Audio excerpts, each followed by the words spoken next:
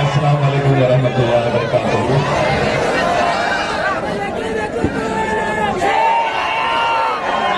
अभी किसी की एक सभा चल रही है और उस सभा में ये बताया गया है कि ये इम्तियाज जलील के जलसों में इतने सारे लोग जो आ रहे हैं वो सबको पैसा देकर लाया जा रहा है।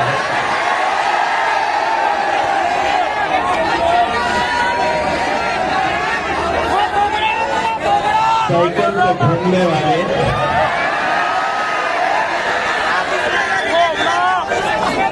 मैं पैसा देता हूं तुझे, बाजार से एक शेर का बच्चा खरीद के दिखा मुझे। कुत्ते के अगर पिल्ले चाहिए तो वो बाजार में खरीदे जा सकते हैं, शेर के बच्चे बाजारों में बिकते नहीं।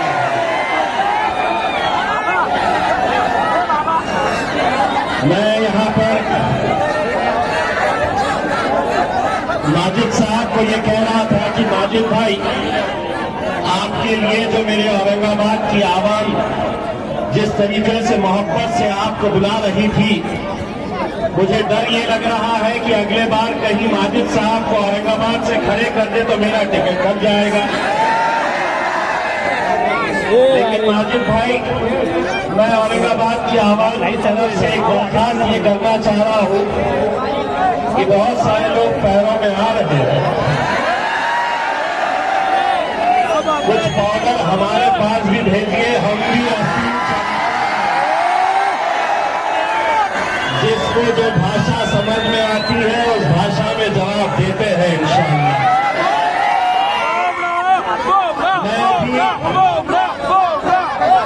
मैं अभी कुछ देर पहले मैं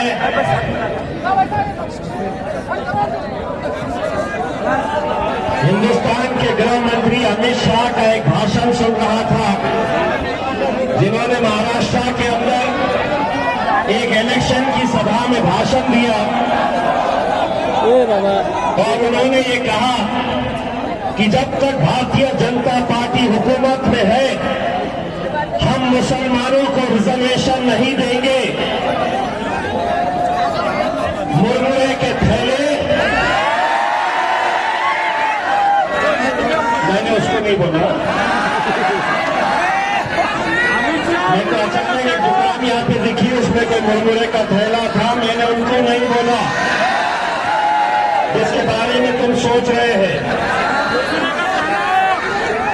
लेकिन उनको ये कहना चाहता हूं, हम कौन तुमसे खैरात मांग रहे हैं? अरे मुसलमान इस मुल्क के अंदर जिएगा तो तुमसे कुछ मांगने वाला नहीं है। डट कर, सीना चौड़ा कर सर ऊंचा करके चलना हमको बैरिस्टर असदुद्दीन अवैसी साहब ने सिखाया है। ये तेरा हाथ उधर रख ले। कुछ देर पहले मैं यहाँ के जय भवानी नगर के अंदर गया, वहां के बहुत सारे मराठा मेरे भाइयों ने मेरा इस्तेमाल किया, बहुत मोहब्बत से उन्होंने अपने घरों में लेकर गए। उन्होंने वादा किया कि हम आपके साथ खड़े रहेंगे क्योंकि आप हमारे जरंगे पाटिल साहब के साथ खड़े हैं। लेकिन जब वापस आ रहा था तो भारतीय जनता पार्टी के कुछ कार्यकर्ता मेरे गाड़ी के सामने आए और मेरे गाड़ी के सामने आकर नारा लगाना शुरू कर दिए, जो हिंदू हित की बात करेगा वही देश पर राज करेगा। मैंने कहा,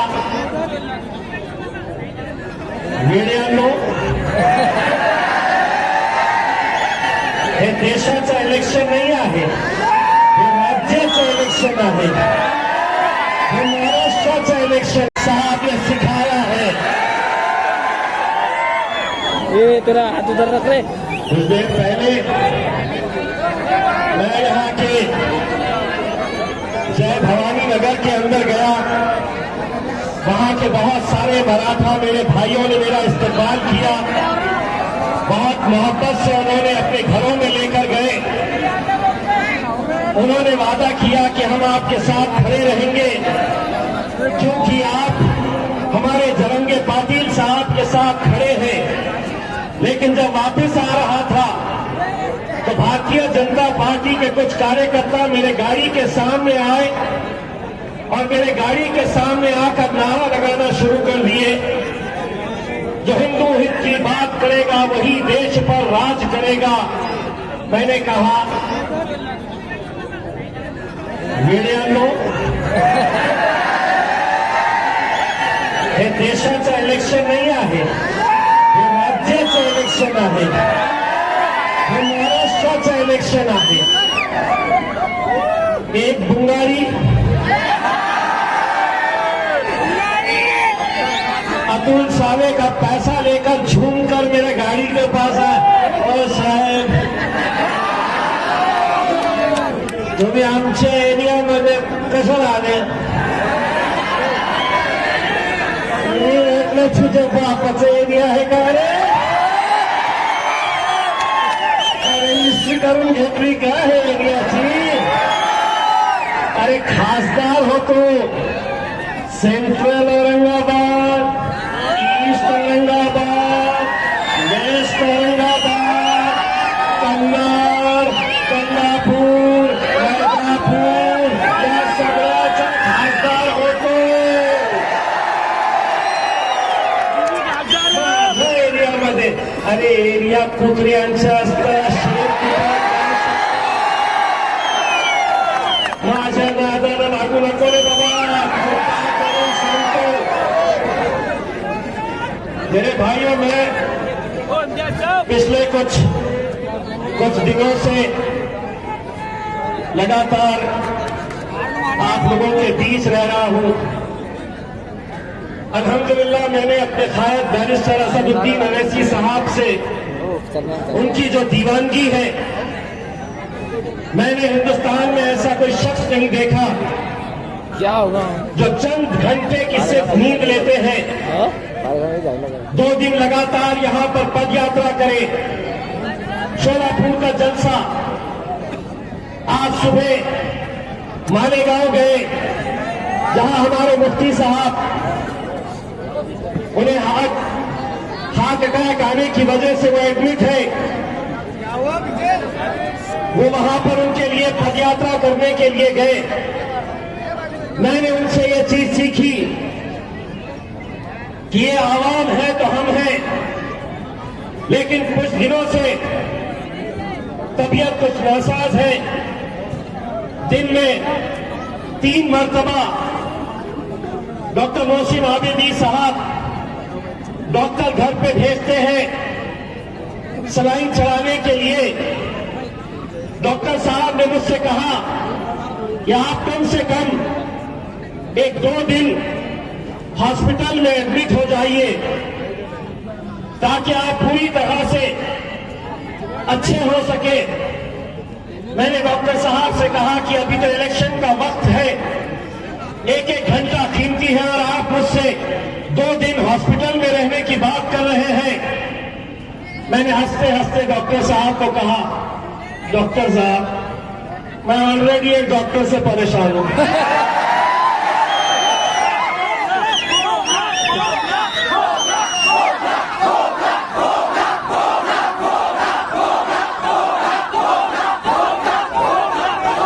लेकिन साहब इलेक्शन, आप जिंदगी में एक बात याद रखिएगा,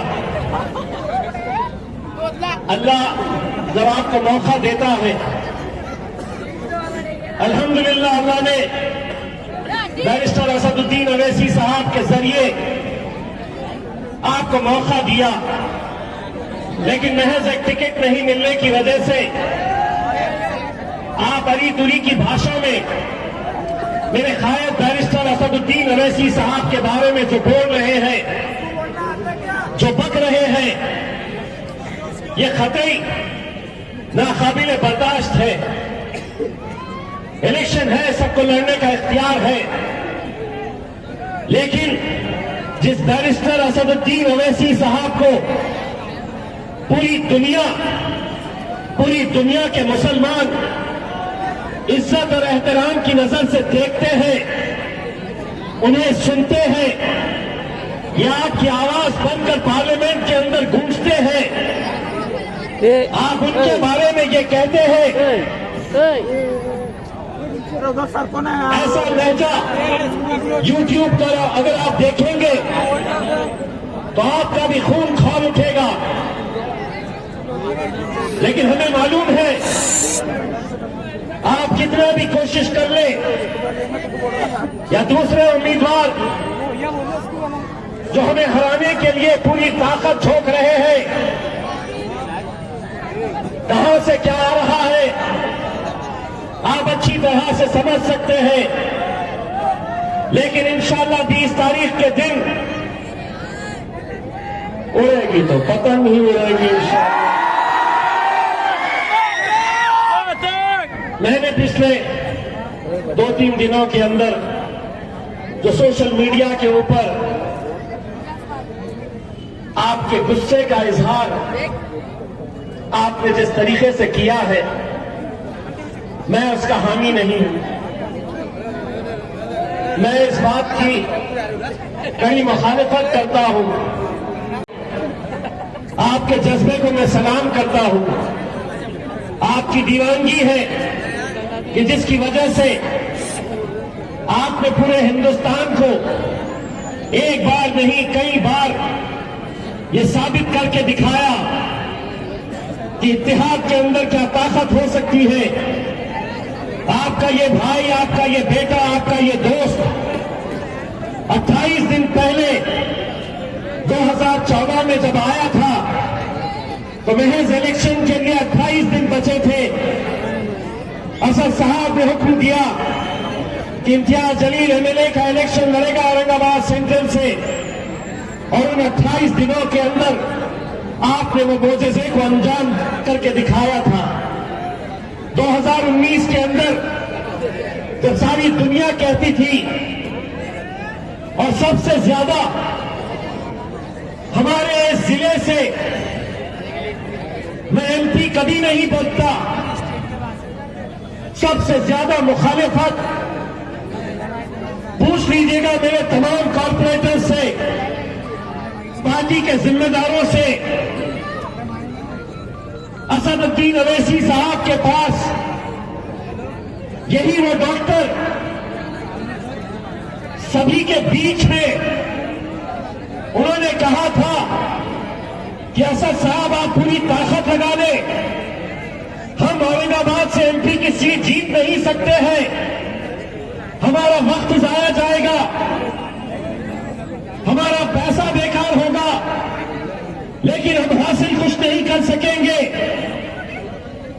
उन्होंने असद साहब को हिसाब करके बताया था कि अगर आप जरा पीछे हो जाइए, पीछे नहीं तो नीचे झुक के बैठ जाइए, झुक के बैठिए, बैठिए नीचे, बैठिए नीचे, बैठिए बैठिए नीचे, चलिए बैठिए नीचे, बैठिए बैठिए साहब, बैठिए नीचे, बैठिए।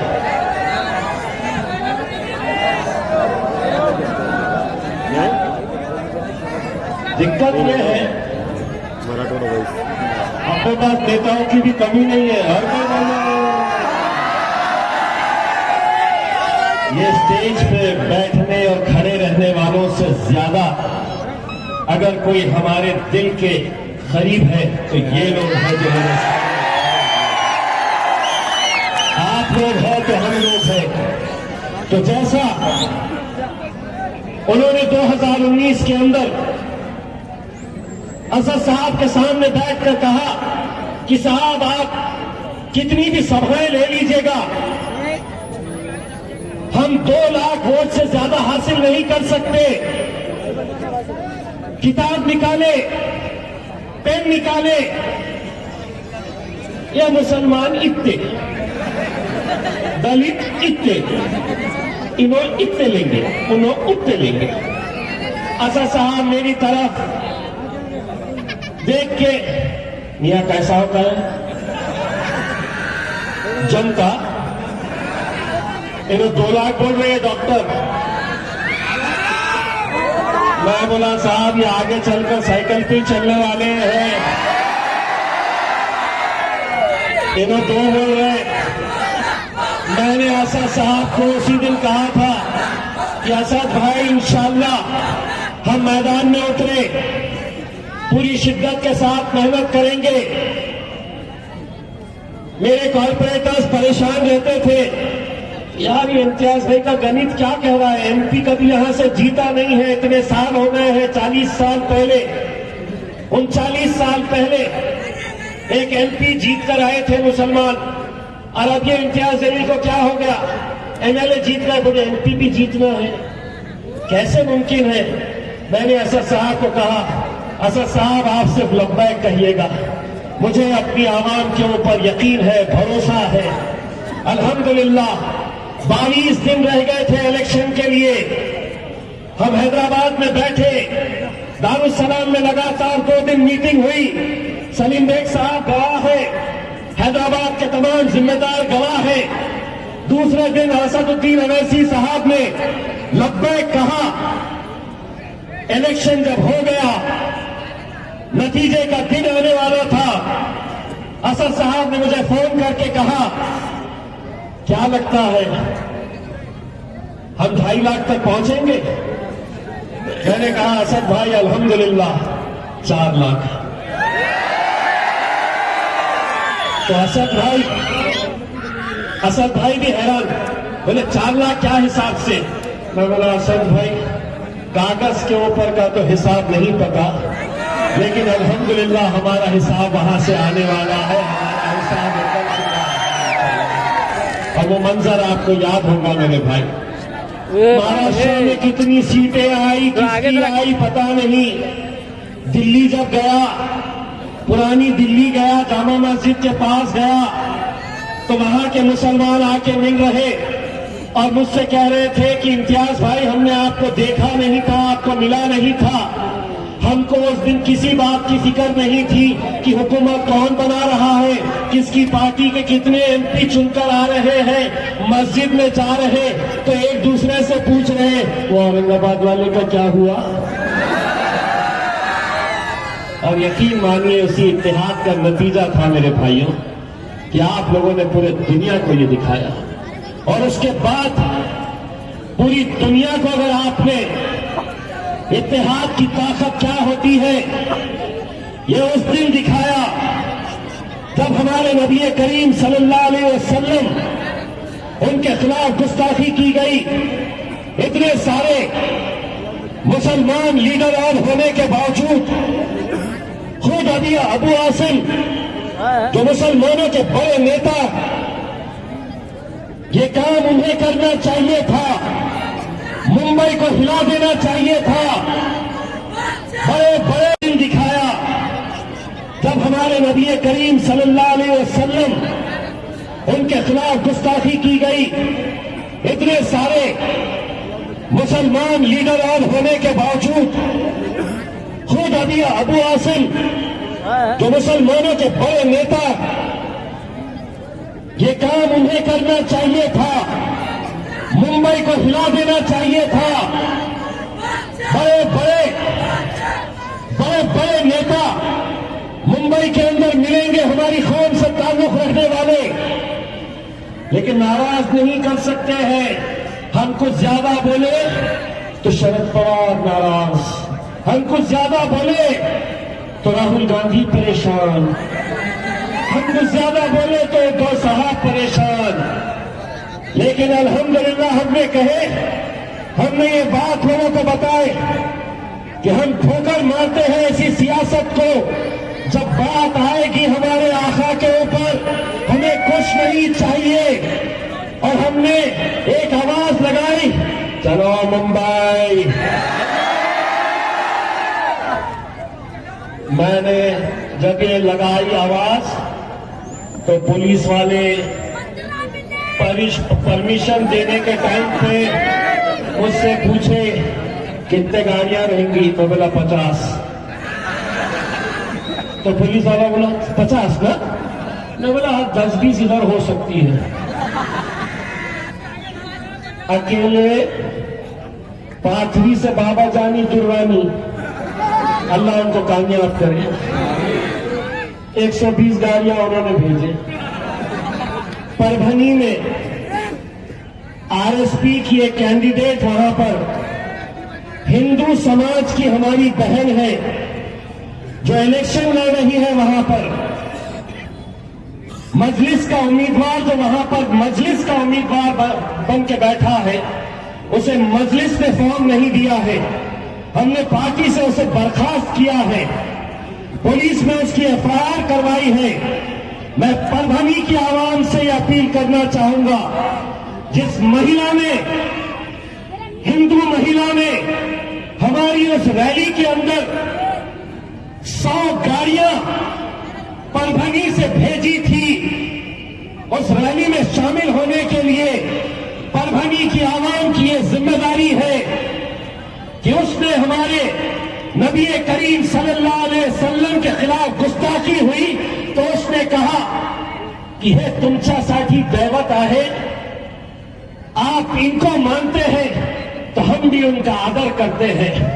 उसको जिताना वहां के मुसलमानों की जिम्मेदारी है मेरे भाई। रैली निकली, सावंगी का टोल पास हुआ, मुझे पुलिस वाले का फोन आया, साहब तुमने बोले थे 50 गाड़ियां, अभी हमने गिने 2740 गाड़ियां तो यहीं से गुजरी है। अब आगे जितने जितने समृद्धि पे आने वाले थे, इधर से 200 आ रहे, इधर से 50 आ रहे। यहाँ पे बैठे हुए जो लोग हैं ना, इनमें से बहुत सारे इलेक्शन लड़ रहे, ऐसा मोबाइल पे देखते बैठे थे।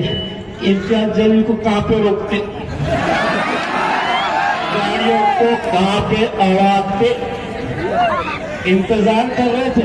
बोले नासिक निकल गया, बोले निकल गया, इगतपुरी निकल गया। बंबई की पुलिस बोली कि साहब नहीं, इगतपुरी के आगे नहीं। मैंने बोला मैं निकल चुका हूं, हिम्मत है तो रोक के बताओ। वक्त कम है, कल शेर आने वाला है। कल अल्हम्दुलिल्लाह